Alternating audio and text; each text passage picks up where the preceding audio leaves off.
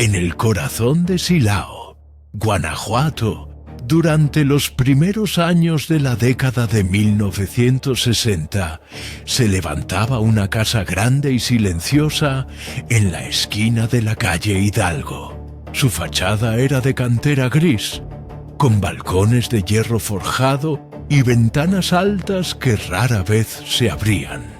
A simple vista, no parecía distinta a otras casonas coloniales del centro, pero los vecinos aseguraban que aquel lugar tenía algo distinto, algo que les erizaba la piel cuando pasaban frente a su portón de madera ennegrecida por el tiempo. Esa casa pertenecía a Beatriz Álvarez, una mujer de unos 30 años, reconocida en todo el pueblo como la viuda joven. Su esposo, un comerciante próspero, había muerto en circunstancias misteriosas apenas 5 años atrás. Nadie supo con certeza qué ocurrió. Algunos decían que había sido un accidente en la carretera rumbo a León, otros que se desplomó súbitamente en la mesa del comedor. Los más osados susurraban que Beatriz lo había envenenado lentamente. Lo cierto es que, después de su muerte, Beatriz heredó toda su fortuna y quedó sola en aquella mansión enorme. A diferencia de otras viudas que se refugiaban en la religión o en la familia, Beatriz parecía disfrutar de su soledad. Se presentaba en las plazas, en cafés discretos y hasta en bailes de salón con una elegancia que nadie podía ignorar. Vestía siempre de negro, con collares de perlas antiguas y un sombrero de ala ancha que dejaba apenas entrever su rostro pálido y enigmático. Los hombres que cruzaban su mirada quedaban fascinados, como si una fuerza invisible los atrajera hacia ella. Pero al mismo tiempo, había algo en su mirada que inquietaba, una mezcla de tristeza y de cálculo frío, como si siempre estuviera evaluando a quien tenía enfrente. No hablaba mucho, pero cada palabra salía con una calma que imponía respeto. Muchos la describían como una mujer que hipnotizaba, que atrapaba las voluntades de quienes se atrevían a acercársele. El pueblo, supersticioso y temeroso de los rumores, empezó a forjar alrededor de ella una leyenda oscura. Decían que la viuda poseía un magnetismo sobrenatural, un encanto que traía consigo desgracia. Los niños eran advertidos de no mirarla a los ojos demasiado tiempo, y las esposas vigilaban de cerca a sus maridos cuando Beatriz aparecía en misa de domingo, sentada siempre en la última banca, vestida de luto impecable, con un rosario entre los dedos. A pesar de todo, su casa permanecía casi siempre en silencio. Solo en raras ocasiones, de madrugada, algún vecino aseguraba haber visto luces encendidas en el piso superior, como sombras moviéndose tras las cortinas. Algunos escuchaban ruidos apagados, golpes leves o murmullos extraños, aunque nunca podían explicarlos. La mayoría prefería callar. En un pueblo pequeño, el miedo se mezclaba con la curiosidad, pero nadie se atrevía a enfrentarla directamente. Lo que pocos sabían en aquel entonces es que, detrás de las paredes húmedas y de los muros altos de esa casona, Beatriz guardaba un secreto mucho más perturbador que el rumor de la muerte de su esposo. Un secreto que descansaba en la penumbra de su habitación principal, tras las puertas pesadas de un armario antiguo de madera tallada. Allí, entre la oscuridad y el silencio, comenzaba a gestarse una de las historias más escalofriantes que marcarían para siempre la memoria de Silao. Con el paso de los meses, Beatriz comenzó a ser una figura imposible de ignorar en la vida social de Silao. No había tertulia, reunión o baile donde su nombre no fuera mencionado. Aunque mantenía la imagen de viuda solitaria, era evidente que ejercía una atracción misteriosa sobre los hombres, los jóvenes comerciantes, los abogados recién llegados al pueblo, incluso algunos hacendados de la región. Parecían caer rendidos bajo el hechizo de su presencia.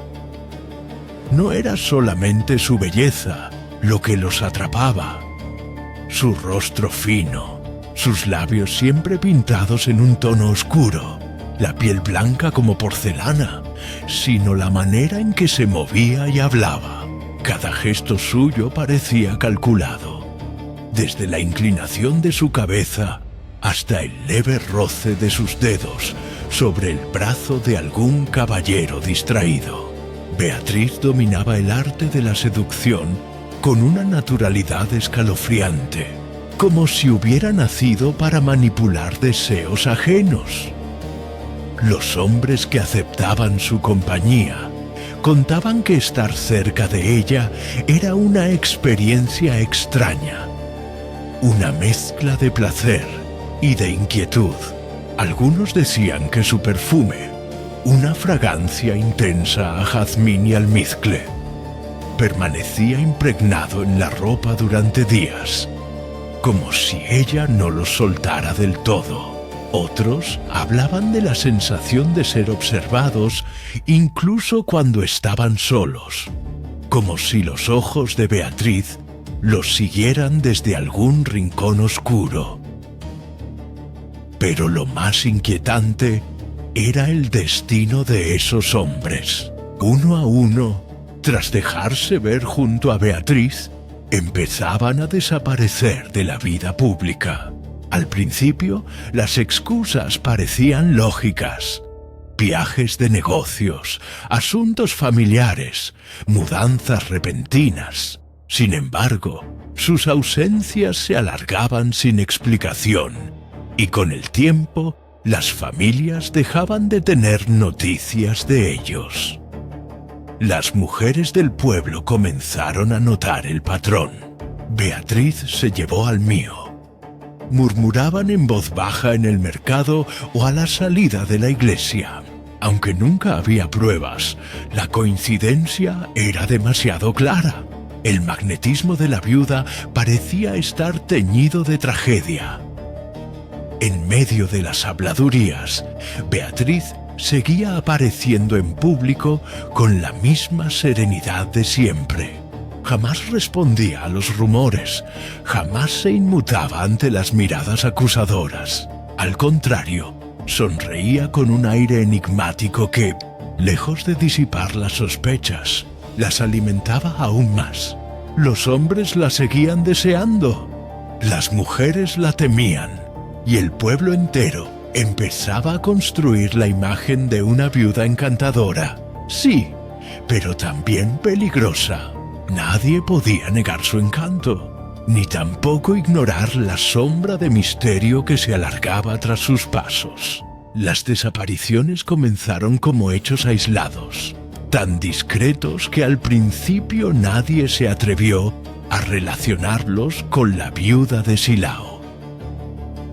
El primero fue un joven comerciante de León que solía viajar cada semana al pueblo para vender telas y perfumes. Todos lo vieron en una ocasión tomando un café con Beatriz en la plaza principal. 2 días después, su familia denunció que jamás regresó a casa. La policía levantó un reporte rutinario sin darle demasiada importancia. El segundo caso fue un abogado recién llegado, contratado para resolver pleitos de tierras. Un hombre de carácter ambicioso, que pronto se dejó ver a menudo entrando a la casona de la calle Hidalgo. Después de varias semanas de visitas constantes, desapareció de la noche a la mañana. La única pista era que había sido visto caminando junto a Beatriz en dirección a su casa. Con el tiempo, la lista se fue alargando. Un profesor, un hacendado, un funcionario local. Todos hombres respetados, todos con futuro prometedor. Todos atraídos por el encanto magnético de la viuda. Y todos esfumados sin dejar rastro. El patrón era evidente para cualquiera que quisiera observarlo. Pero en el silencio de un pueblo pequeño, nadie se atrevía a pronunciarlo en voz alta. Las familias comenzaban a entrar en desesperación. Las esposas exigían respuestas. Los padres colgaban fotografías en el mercado. Los amigos preguntaban en cantinas si alguien había visto a los desaparecidos. Sin embargo, las pesquisas siempre chocaban contra un muro de misterio. Cada camino conducía, inevitablemente, hasta la casa de Beatriz, y allí las huellas se desvanecían. Las autoridades locales, presionadas por los rumores, iniciaron algunas investigaciones discretas. Pero no había pruebas, ni cadáveres, ni señales de violencia. Solo nombres borrados del mapa, historias inconclusas, promesas truncas. Beatriz, con su porte elegante, siempre se mostraba tranquila, incluso colaboradora. Cuando la interrogaban, respondía con calma. Tal vez se cansaron de este lugar. Yo no soy quien para retener a nadie. Su sonrisa, sin embargo, dejaba una inquietud que las palabras no podían disipar. Poco a poco, el pueblo entero entendió que estar cerca de Beatriz equivalía a arriesgarse a desaparecer. Y así, cada nuevo visitante que osaba cortejarla se convertía en la semilla de un nuevo rumor, de un nuevo temor. Detrás de las paredes de la casona, oculto en la penumbra de un armario antiguo, el secreto comenzaba a crecer como una sombra imparable. En la habitación principal de la casona de la calle Hidalgo se erguía un objeto que, con el tiempo, se convertiría en el epicentro de todos los rumores. Un armario antiguo de madera tallada, herencia de la familia del difunto esposo de Beatriz. Era una pieza imponente, construida en roble oscuro, con relieves barrocos de ángeles y flores marchitas, y unas puertas tan pesadas que parecía que custodiaban un secreto imposible de revelar. Los visitantes rara vez tenían acceso a esa habitación, y quienes lo lograban contaban que Beatriz jamás permitía que nadie tocara el armario. Si algún curioso se acercaba demasiado, ella intervenía de inmediato, con una sonrisa enigmática y un cambio de conversación tan brusco que desarmaba cualquier intento de insistencia. Aquella prohibición solo alimentaba la imaginación de quienes lo veían, haciéndolo aún más misterioso. Las criadas, sin embargo, eran las que más sabían, o mejor dicho, las que más sospechaban. Varias de ellas aseguraban que, al limpiar la recámara, notaban un olor extraño que emanaba del interior del mueble. No era un olor fuerte al principio, más bien un perfume denso, una mezcla de humedad, flores marchitas y algo indefinible que helaba la sangre. Con los meses, el aroma se tornaba más penetrante, hasta convertirse en un hedor insoportable que ningún incienso lograba cubrir. Beatriz reaccionaba con violencia cada vez que alguna criada se atrevía a mencionar el tema. Una joven sirvienta relató entre lágrimas que, tras preguntar inocentemente si quería que se aireara el armario, Beatriz la miró con tal frialdad que sintió un escalofrío recorrerle el cuerpo. Poco después, aquella muchacha abandonó la casa sin dar explicaciones, jurando no volver jamás. Con el tiempo, las pocas personas que cruzaban el umbral de esa recámara coincidían en la misma impresión. El armario parecía estar vivo. Las maderas crujían en la noche como si algo se moviese dentro. A veces se escuchaban golpes apagados, como uñas rasguñando desde el interior. Nadie sabía explicar lo que ocurría, pero todos se marchaban con la certeza de que aquel mueble guardaba un secreto tan oscuro como la dueña misma de la casa. Mientras tanto, Beatriz permanecía serena, como si el armario fuera simplemente un objeto más en su lujosa colección.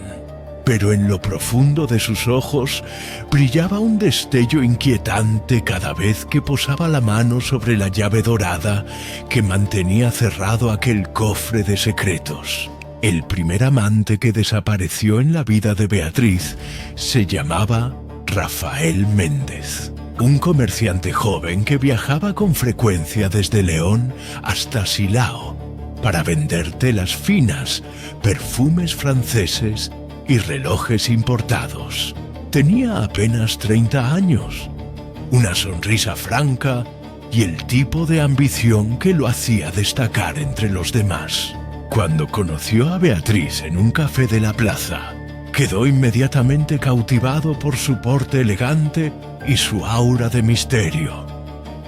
Durante varias semanas, Rafael fue visto con frecuencia entrando y saliendo de la casona de la calle Hidalgo. Los vecinos murmuraban al verlo tocar el portón de hierro, y no tardaron en circular las primeras habladurías. La viuda ya encontró consuelo, decían algunos con ironía, mientras otros advertían que no era buena idea acercarse demasiado a esa mujer. Pero Rafael, confiado, ignoró todas las advertencias. Una noche lluviosa, después de una cena íntima, Beatriz lo condujo hasta la habitación principal. Allí, a la luz temblorosa de unas velas, Rafael creyó estar viviendo un sueño. El perfume de jazmín impregnaba el aire. La mirada de Beatriz lo envolvía como un embrujo, y cada gesto suyo parecía cuidadosamente diseñado para seducirlo. Nadie supo exactamente qué ocurrió después de esa noche. Lo único cierto es que Rafael jamás volvió a ser visto. Su familia, alarmada por su ausencia, acudió a Silao para preguntar por él.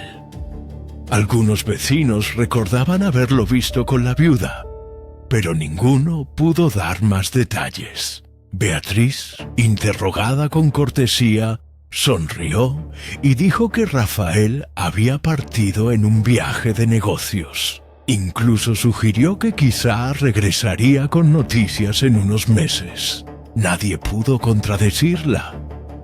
Lo que nadie sabía era que, tras la puerta cerrada de su dormitorio, Beatriz ya había realizado su primer ritual íntimo con un cadáver.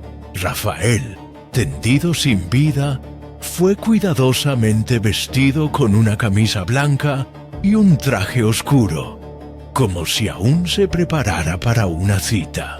Beatriz lo peinó con paciencia, acomodó su cuerpo rígido y lo depositó en el fondo del armario antiguo. Allí, entre las sombras, Rafael se convirtió en el primer guardián silencioso de aquel secreto macabro que apenas comenzaba a crecer.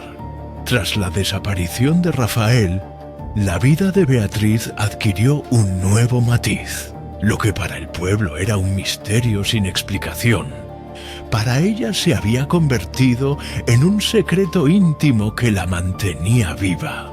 Por primera vez desde la muerte de su esposo, Beatriz sintió que el vacío en su pecho se llenaba con algo distinto. La certeza de que Rafael nunca la abandonaría. Cada noche, después de cerrar puertas y apagar luces, la viuda subía lentamente a su habitación con una vela encendida en la mano. Allí, frente al imponente armario, pronunciaba un pequeño rezo. No era un rezo cristiano, sino una plegaria inventada, un murmullo cargado de palabras suaves, como si hablara directamente con el espíritu de aquel que ahora yacía en la oscuridad del mueble. Abría las puertas del armario con solemnidad y el olor denso se escapaba en oleadas. Beatriz no parecía notarlo. Se inclinaba hacia el cuerpo de Rafael, lo acomodaba, le peinaba el cabello con un cepillo de marfil y en ocasiones le cambiaba la ropa. Sus manos temblaban de emoción mientras ajustaba la corbata o acariciaba las solapas de su saco. A veces colocaba una flor seca en el bolsillo de su chaqueta, como si aún fuera a salir a un baile con ella. El ritual no se limitaba al cuidado físico. Beatriz le hablaba, le contaba sus pensamientos más íntimos, sus temores, los rumores que circulaban en el pueblo. Se reía suavemente, como si recibiera respuestas invisibles, y en ocasiones lloraba, secando sus lágrimas con la manga de su vestido negro. Para ella, Rafael no estaba muerto. Simplemente permanecía en silencio, guardado, protegido de un mundo que lo habría arrancado de su lado. Con el tiempo, el ritual se convirtió en necesidad. Si una noche no abría el armario, sentía ansiedad, como si traicionara a su compañero silencioso. La soledad que tanto la había atormentado parecía desaparecer en aquellas conversaciones a media voz con el cadáver oculto. Beatriz, poco a poco, empezó a convencerse de que había descubierto una manera de retener el amor para siempre. Lo que para cualquiera sería una aberración, para ella era la única forma de asegurarse de que nadie más la dejara nunca. Y así, el armario dejó de ser un simple mueble. Se transformó en un santuario íntimo, el altar privado de la viuda que ya no concebía la vida sin sus rituales nocturnos. Con el paso de los meses, el secreto de Beatriz empezó a dejar huellas que ya no podían esconderse tras las paredes de la casona. El aire dentro de la casa se volvía cada vez más pesado. Un hedor extraño se filtraba lentamente por los corredores, impregnando las cortinas de terciopelo, los tapetes orientales y hasta los cojines de la sala. Al principio era apenas perceptible. Un aroma dulzón, parecido al de las flores marchitas, pero con el tiempo se transformó en un olor fétido que ni el incienso ni las velas aromáticas lograban disimular. Los vecinos comenzaron a notarlo. Al pasar frente a la casa de la viuda, algunos tapaban discretamente la nariz, otros se persignaban murmurando: «¡Huele a muerte!». Una señora mayor aseguró haber olido lo mismo cuando su esposo fue enterrado, y desde entonces evitaba cruzar por esa calle. Beatriz, sin embargo, parecía no darse cuenta o prefería ignorarlo. Cuando recibía visitas, solía abrir las ventanas para que corriera el aire, encendía sahumerios con copal y colocaba ramos de jazmín fresco en floreros de cristal. Pero nada podía borrar del todo el tufo persistente que emanaba, sobre todo del piso superior. Las criadas eran las más afectadas. Una de ellas, al subir a limpiar la recámara principal, vomitó de la impresión y renunció al día siguiente. Otra trató de preguntar a Beatriz qué ocurría y recibió como respuesta una mirada gélida que le heló la sangre. A partir de entonces, ninguna se atrevió a subir al segundo piso después del anochecer. El rumor del olor se extendió rápidamente por Silao. Algunos aseguraban que la viuda guardaba animales muertos, otros que tenía prácticas de brujería y que ese hedor era parte de sus rituales oscuros. Pero para muchos, la explicación era más simple y más aterradora. Aquel olor era señal de cuerpos en descomposición. El misterio del armario, aunque aún secreto, ya comenzaba a manifestarse ante los demás a través del aire mismo que escapaba de la casa maldita. Y cada nuevo soplo de ese olor inconfundible aumentaba la certeza de que en el interior de esas paredes se ocultaba algo imposible de imaginar. Después de que varias sirvientas abandonaran la casa incapaces de soportar el hedor, Beatriz contrató a una joven humilde llamada Juana, recién llegada de un rancho cercano. Juana necesitaba el trabajo desesperadamente, y aunque había escuchado rumores sobre la viuda y su casa maldita, aceptó la oferta sin pensarlo dos veces. Desde el primer día notó lo extraño del ambiente. Las paredes parecían transpirar humedad. Los pasillos guardaban un silencio antinatural. Y por las noches, la madera del piso crujía, como si alguien caminara en el piso superior, aunque todos estuvieran dormidos. Pero lo que más inquietaba a Juana era la recámara principal, a la que Beatriz prohibía entrar, salvo cuando ella misma estaba presente. Una madrugada, mientras limpiaba las escaleras, Juana escuchó un sonido débil que provenía del piso superior.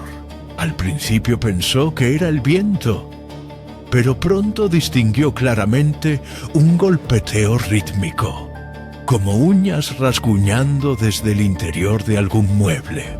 El ruido se detuvo apenas ella subió un peldaño más.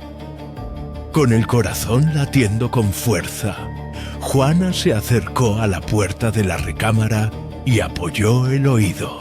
Tras unos segundos de silencio absoluto, oyó lo que parecía un suspiro apagado, un murmullo profundo que la hizo retroceder aterrada. Al día siguiente, Juana trató de comentarlo con la señora. Beatriz la observó fijamente, con una calma gélida, y le respondió: «En esta casa no hay nada que temer, salvo tu propia imaginación». La advertencia estaba cargada de una amenaza silenciosa. Juana entendió que había cosas de las que no debía hablar, pero su curiosidad crecía. Comenzó a fijarse en los pequeños detalles. Las veces que Beatriz subía al cuarto en medio de la noche con una vela, los ramos de flores secas que llevaba siempre consigo y, sobre todo, el sonido metálico de una llave girando en la cerradura del armario. Cuanto más observaba, más convencida estaba Juana de que el secreto de la viuda se escondía tras esas puertas de madera. Y aunque el miedo le carcomía las entrañas, también sentía una atracción irresistible, como si algo dentro del armario la llamara a descubrir la verdad. El siguiente hombre en caer bajo el hechizo de Beatriz no era un comerciante ni un forastero cualquiera, sino un personaje con verdadero poder: don Esteban Robledo, un político local que aspiraba a una diputación en Guanajuato. Tenía reputación de hombre ambicioso, con elocuencia para convencer multitudes y contactos influyentes que lo hacían intocable en los círculos sociales. Don Esteban conoció a Beatriz en una velada organizada por un hacendado. Desde el primer instante, la viuda lo envolvió con su presencia magnética. Mientras los demás conversaban ruidosamente, Él solo podía escuchar la voz baja y pausada de Beatriz, que parecía dirigir cada palabra únicamente hacia él. Esa noche, todos notaron cómo el político poderoso se rendía ante los encantos de la misteriosa mujer de luto. Pronto comenzaron a verse con frecuencia. Los vecinos, acostumbrados ya a las habladurías, cuchicheaban cada vez que lo veían entrar por el portón de hierro. Pero a diferencia de los anteriores, la desaparición de don Esteban no pasaría inadvertida. Era demasiado importante, demasiado visible. Una tarde, tras una reunión pública en la plaza, se despidió de sus colegas con la promesa de regresar al día siguiente. Fue visto por última vez caminando del brazo de Beatriz hacia su casa. Desde entonces, su figura se borró del pueblo como si jamás hubiera existido. La noticia sacudió a toda la región. Los periódicos de León y Guanajuato publicaron titulares sobre la desaparición inexplicable del político. Sus rivales exigieron una investigación exhaustiva y las autoridades, presionadas, no tuvieron más remedio que poner atención a lo que hasta entonces solo eran rumores de pasillo. Beatriz, sin embargo, se mostró serena. Cuando los agentes tocaron a su puerta, los recibió con hospitalidad, vestida impecablemente de negro, ofreciendo café y respuestas corteses. Negó conocer el paradero de don Esteban y sugirió que quizá había huido por asuntos políticos. Nadie podía probar lo contrario. Esa misma noche, mientras la tormenta azotaba las calles de Silao, Beatriz abrió las puertas de su armario. Allí, entre la penumbra y el olor insoportable, reposaba ahora el cuerpo rígido del político, cuidadosamente acomodado con su traje de gala y la banda tricolor que alguna vez lució con orgullo en los mítines. La viuda acarició la tela como quien acaricia un trofeo, convencida de que, al igual que Rafael, Esteban sería suyo para siempre. Tras la desaparición de don Esteban, la casa de la viuda comenzó a proyectar un aura todavía más inquietante. No era solo el hedor lo que perturbaba a los vecinos, sino los sonidos extraños que parecían surgir cada noche desde el interior de la casona. Al principio, algunos afirmaban escuchar un leve murmullo cuando el viento soplaba fuerte, pero pronto los relatos se volvieron más concretos. Gemidos ahogados, suspiros profundos, sollozos apagados que parecían resonar detrás de las paredes. Más de un vecino aseguró haber oído incluso un grito breve, sofocado de inmediato, como si alguien intentara pedir auxilio desde las entrañas de la casa. Los rumores crecieron. En la carnicería, en la plaza, en las filas de la iglesia, se comentaba que los espíritus de los amantes desaparecidos estaban atrapados en la mansión de Beatriz. Decían que por las noches salían de sus cuerpos buscando justicia, pero quedaban encadenados en la oscuridad del armario. Aquella casa dejó de ser simplemente la vivienda de una viuda misteriosa. Se convirtió en la casa maldita de Silao. Juana, la joven criada, fue quien escuchó los sonidos más claros. Una noche, mientras subía con una vela, se detuvo en seco al escuchar lo que parecía un diálogo. Varias voces superpuestas, masculinas, hablaban entre sí, aunque las palabras eran ininteligibles. El murmullo cesó cuando se acercó demasiado a la puerta de la recámara. Desde entonces, Juana juró que nunca volvería a subir sola después del anochecer. Beatriz, en cambio, parecía moverse entre aquellos sonidos como si fueran parte de su rutina. Cuando los rumores llegaron a sus oídos, simplemente respondió: «Las paredes viejas siempre guardan ecos. No teman. Lo que escuchan no es de este mundo, pero tampoco les hará daño». Su frase no tranquilizó a nadie. Por el contrario, consolidó la creencia de que la viuda convivía con los muertos, y cada nuevo lamento nocturno era un recordatorio para el pueblo. En esa casa ocurría algo que escapaba a toda lógica, algo que tarde o temprano saldría a la luz. La desaparición de don Esteban Robledo fue la gota que colmó el vaso.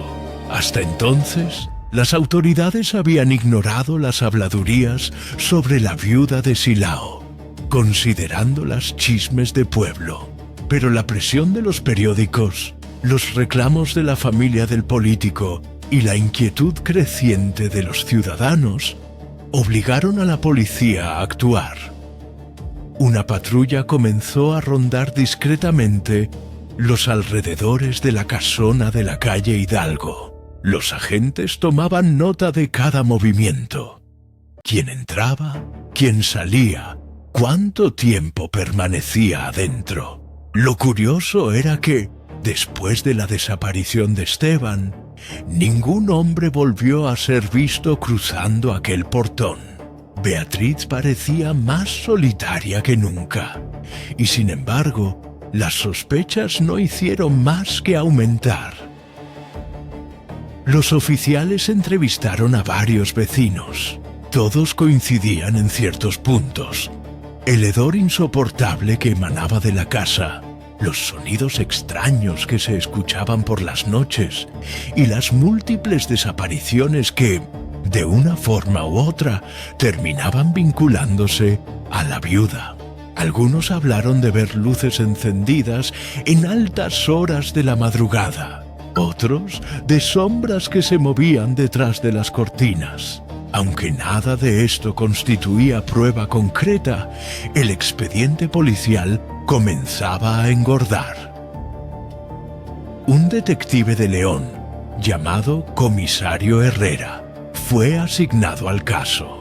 Hombre meticuloso y escéptico, no creía en fantasmas ni maldiciones. Pero tras la primera visita a la casona, regresó con el rostro pálido. Declaró que nunca había sentido un silencio tan denso ni un olor tan penetrante en una vivienda. Beatriz lo recibió con cortesía, le ofreció café y respondió con calma a cada pregunta. Negó todo vínculo con las desapariciones y aseguró que su vida era tan solitaria como lo parecía. A pesar de su aparente cooperación, Herrera percibió algo inquietante. Cada vez que mencionaba el nombre de un desaparecido, Beatriz desviaba la mirada hacia las escaleras que conducían al piso superior. Era un gesto breve, casi imperceptible, pero suficiente para convencerlo de que la clave del misterio estaba arriba. El comisario decidió organizar una redada discreta. Una noche de tormenta, 3 patrullas se estacionaron en silencio a pocas cuadras de la casa. Los agentes, armados con linternas y órdenes de registro, esperaban la señal. El plan era irrumpir antes del amanecer, con la esperanza de atrapar a la viuda en plena madrugada. El pueblo, aunque no sabía los detalles, presentía que algo grande estaba por ocurrir. Y esa expectativa cargó el aire de Silao con una mezcla de miedo y morbo. Todos querían ver cómo caía la mujer que durante años había sido el centro de rumores oscuros. La madrugada elegida llegó con un cielo encapotado y un silencio extraño que envolvía las calles de Silao. A las 3 en punto, el comisario Herrera dio la orden.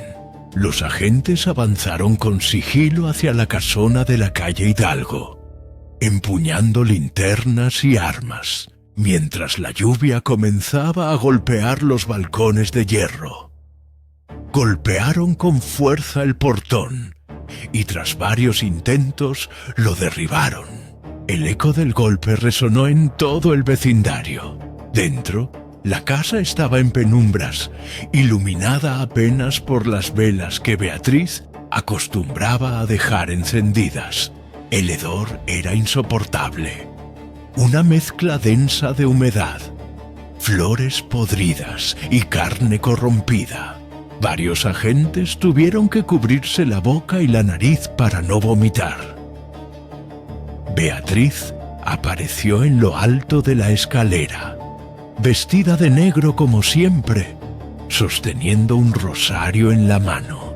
Su mirada era serena, casi resignada. Sabía que vendrían, dijo con voz calma, pero no están preparados para lo que van a ver. Los policías subieron al piso superior, siguiendo al comisario Herrera. Cada paso sobre la madera crujiente parecía anunciar una tragedia. Finalmente llegaron a la recámara principal. En el centro imponente estaba el armario antiguo de madera tallada. La llave dorada aún colgaba del cerrojo. Con manos temblorosas, Herrera giró la llave y abrió las puertas. El golpe de aire que salió del interior hizo que las velas se extinguieran por un momento. El hedor, multiplicado, llenó la habitación con una violencia insoportable. Lo que vieron dentro los dejó petrificados. Cuerpos humanos cuidadosamente colocados, vestidos con trajes elegantes, algunos con flores secas en los bolsillos, otros peinados como si aún vivieran. Los cadáveres, en distintos estados de descomposición, ocupaban el fondo y los laterales del mueble como si fueran maniquíes de un escaparate macabro. Uno de los agentes gritó y retrocedió, tropezando con una silla. Otro cayó de rodillas, rezando entre lágrimas. Herrera, pálido, apenas pudo murmurar: «Dios mío, ¿cuántos son?». Beatriz, de pie tras ellos, observaba la escena sin inmutarse. Incluso sonrió levemente, como si al fin su secreto hubiera sido revelado. Para ella, aquel descubrimiento no era un crimen, sino una prueba de su devoción enfermiza. El amor eterno guardado en madera y penumbra. El descubrimiento en la recámara principal provocó un caos inmediato. Los agentes, horrorizados por lo que habían visto en el armario, apenas pudieron mantener la compostura. Algunos salieron corriendo a la calle para respirar aire fresco. Otros permanecieron paralizados, incapaces de apartar la mirada de los cadáveres alineados en su grotesca exhibición. El comisario Herrera, con el rostro desencajado pero la voz firme, ordenó: «Arresten a la señora Beatriz Álvarez, en nombre de la ley». Dos agentes se acercaron a la viuda, que seguía de pie al fondo de la habitación. Para sorpresa de todos, Beatriz no opuso resistencia. Cerró lentamente el rosario entre sus manos, lo guardó en el bolsillo de su vestido negro y extendió las muñecas como si esperara a las esposas. Su semblante era sereno, incluso orgulloso.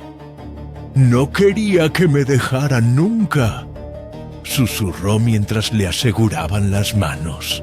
«Ahora, al menos, estarán conmigo para toda la eternidad».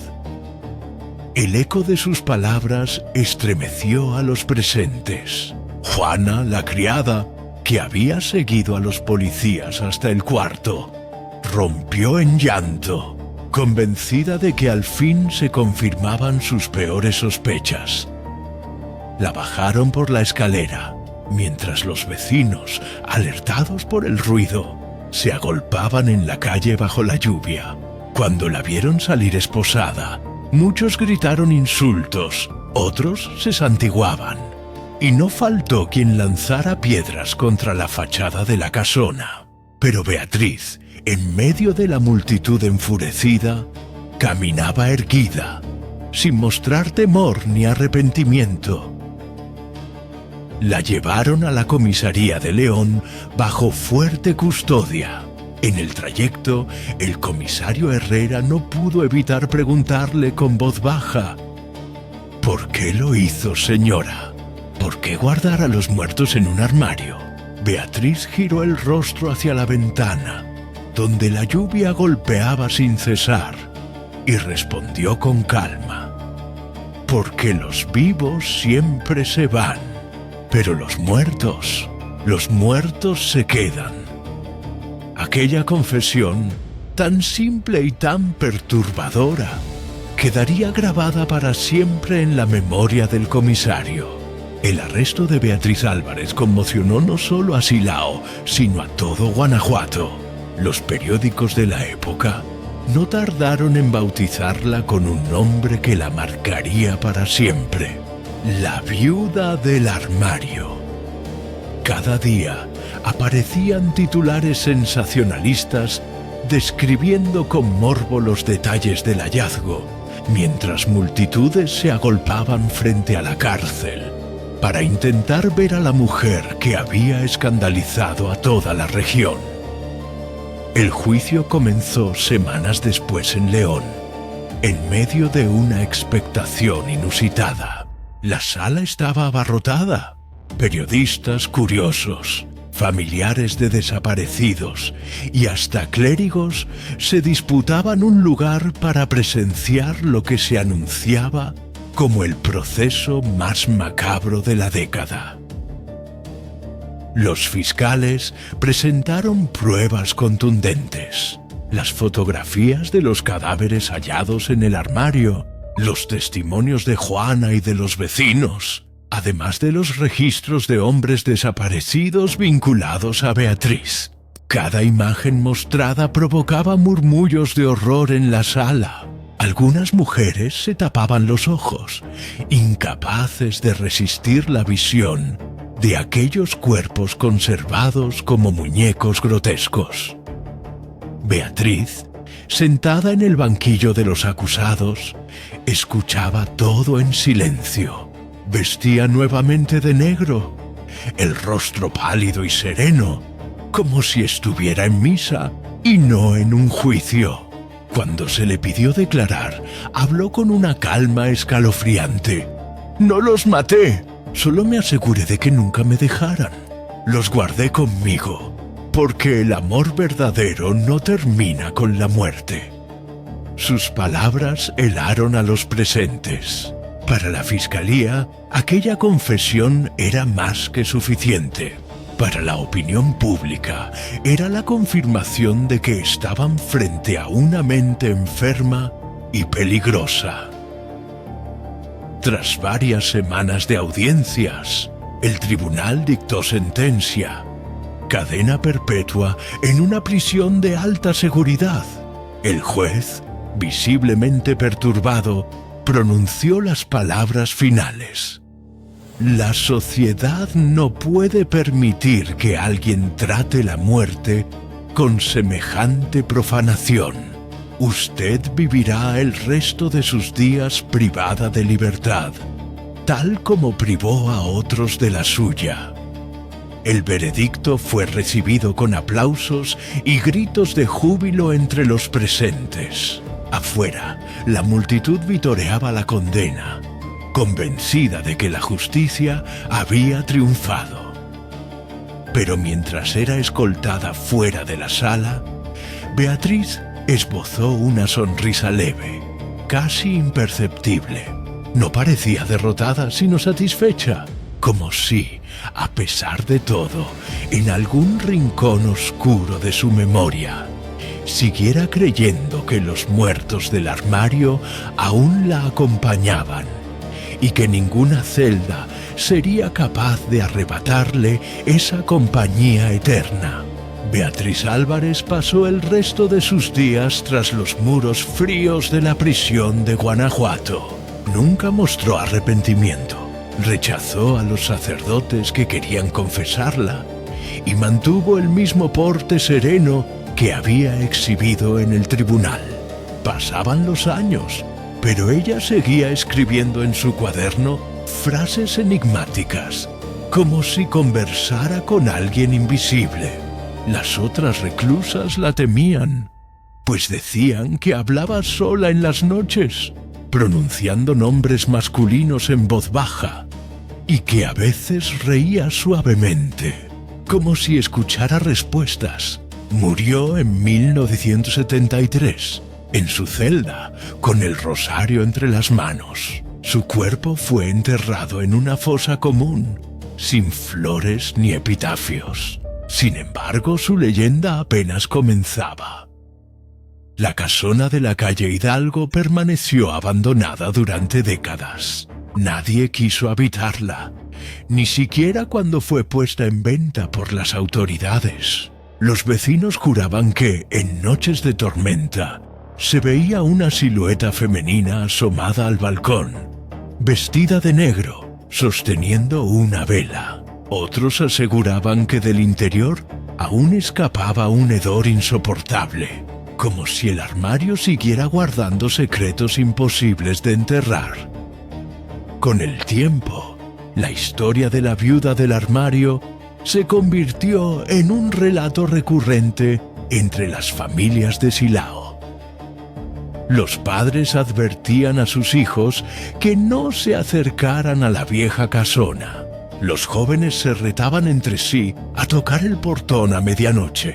Incluso llegaron visitantes de otros pueblos, atraídos por el mito, para contemplar el lugar donde una mujer había guardado a sus amantes muertos como si fueran trofeos. Hoy, más de medio siglo después, todavía se cuenta que quienes se atreven a entrar a la casa abandonada escuchan voces en la oscuridad, suspiros, risas apagadas, murmullos de hombres que alguna vez amaron y quedaron atrapados para siempre en la obsesión de Beatriz. Y aunque el armario fue retirado hace años, muchos creen que su esencia permanece allí, impregnada en las paredes, en el aire, en cada sombra que se mueve cuando cae la noche.